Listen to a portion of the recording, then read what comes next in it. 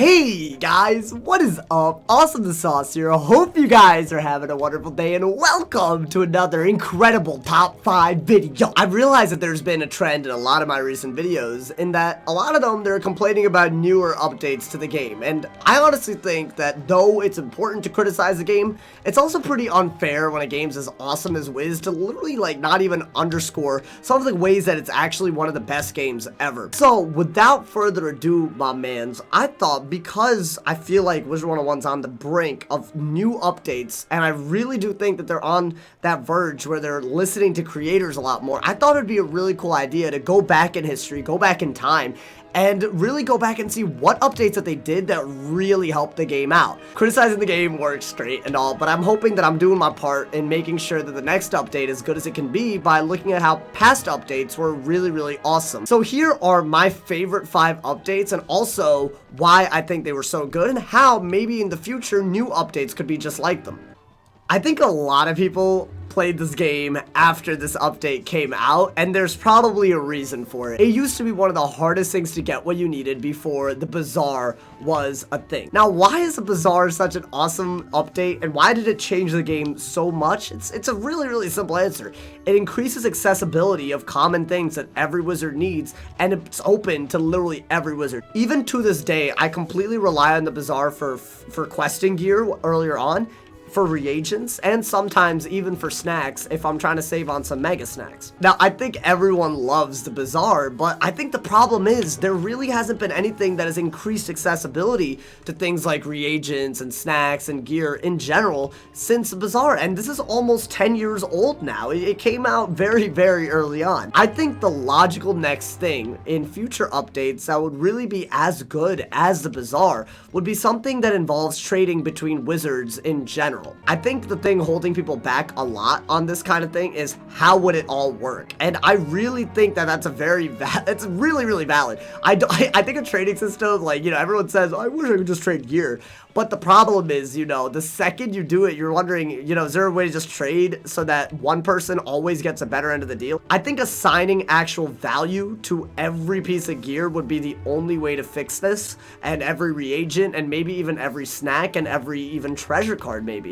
I think the problem is right now, people think that the only trading system we have is treasure cards, and because of that, there's no way it would work with gear. The thing is, you could literally just give someone treasure cards if you wanted, so it'd be very strange if someone worked really hard for gear and then someone else just earned it by being given it. I think the best way to prevent that from happening is to assign value to every piece of gear, and for some things, some things probably could be so rare that they can't be traded, that could stay a thing.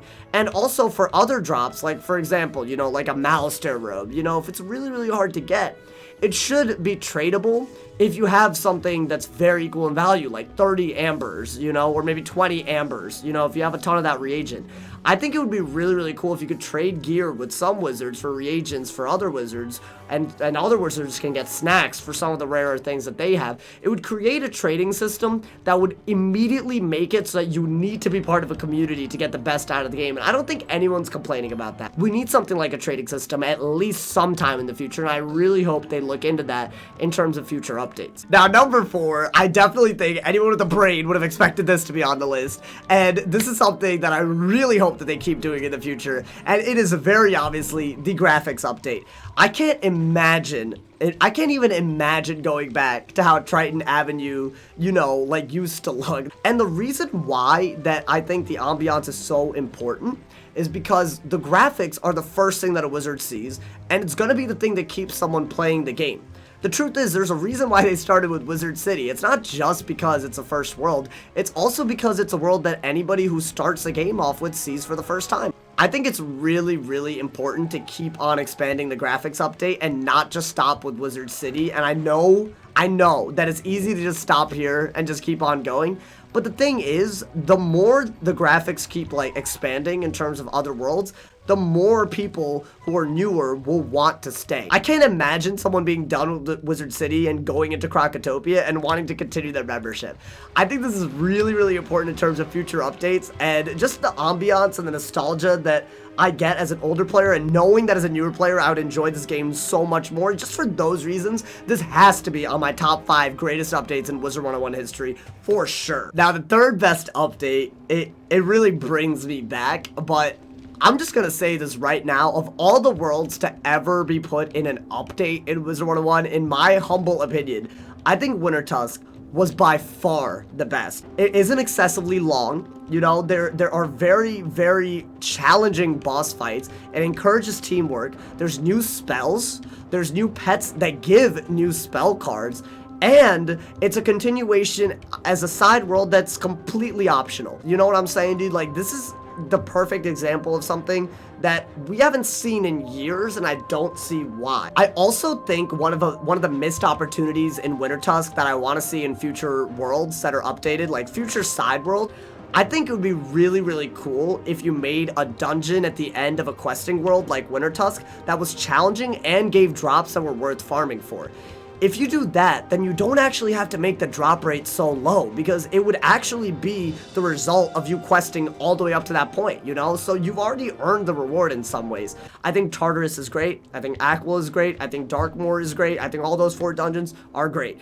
The thing is, none of them will ever measure up to the greatness of Winter Tusk because it was so immersive, and the dungeon at the end felt like a reward for going through something that was completely optional. We need to be rewarded for doing optional things, not punished through a grind like we see in Tartarus, Aquilum, you know, and even Darkmoor in general. There needs to be less grind and more of, you know, like world building and questing, and I think that Grizzleheim and Winter Tusk are a great example of this, and I think future updates should really, really be going in the same direction as this. That's my opinion, maybe, but you know, let me know. I think the number 2 best update that this game has literally ever seen is tournaments. Now, listen, I'm a PvP kind of guy. You've seen the PvPs, by the way. Quick little shout out. Check out yesterday's video if you want an absolute banger. I will put it at the end of the video and in the card. It's over there. Click on the eye if you want. But anyways, my mans, I think the tournaments are one of the best things that have ever happened in this game. They're one of the most well-received things, especially when they became for gold. I think quick matches are incredible. Turn-based is actually really awesome. Classic is an amazing, amazing example. Even the fire and storm perks and ice perks, all those perks, those are such creative things, and they add something to PvP that is very, very refreshing. They need to experiment with more tournament modes. Turn-based was the last thing they did, and this was years ago.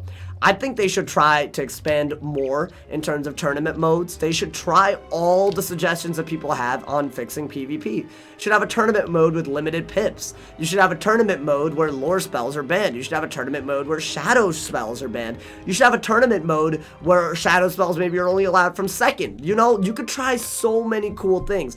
I literally think there are so many ideas on literally little changes. Even one change that you can do to PvP, make it into a tournament mode. I don't think anyone really cares about an Ivan's 2v2 or a Bartleby's 2v2 over a quick match or a classic. You know, if you know, there's so much room to add these without taking away from the game that I don't see why they haven't done it. I think this is a low-risk way of earning the trust of PvP players in the community, and I highly recommend, this is the biggest recommendation I can give in this whole video besides the number 1, and that is make sure that you experiment with tournaments. You will bring back people in droves. But I think the number 1 best update is definitely when they added Ultra Pets and they added jewels onto the Ultra Pets. Now here's why, and this is something that doesn't just have to apply to pets. It can apply to literally almost anything in this game. I think the area where we need second chance more, you know, like if I were to apply this update and why it was so good to other things in this game, it's definitely PvE. I think drops in this game are surprisingly unrewarding. I definitely think there should be a way to respawn a boss and just make it harder and harder every time. and you know, you can earn the second chance. And eventually it's probably going to be so hard that you actually can't defeat it anymore. I think the whole reason Ultra Pets and Pet Jewels are something that very few people complain about is because everyone can relate to getting a fail pet and not being able to do anything. And in many same ways, you can relate to doing a whole dungeon and not getting a single drop. Why not create a system where you can earn a second chance just like you can jewel a pet? Why not be able to do a boss again? Like, you know, you get to the Hades battle and now you fight them, except now they have amplified damage, they have amplified resist, they have amplified pierce. You know, they have better stats. And even with the same cheats, they'll be able to do a lot better against you. But then again, these are just my ideas, and these are what I think are the best 5 updates in the game and why they are that way. Now guys, these kind of videos only work when you guys also share your comments. So let me know, especially if you played the game for a long time. I feel like this is for the veteran players out here. What do you think the best 5 updates for you were? You know, do you ever remember an update that or what's your favorite update of all time? Let me know in the comments.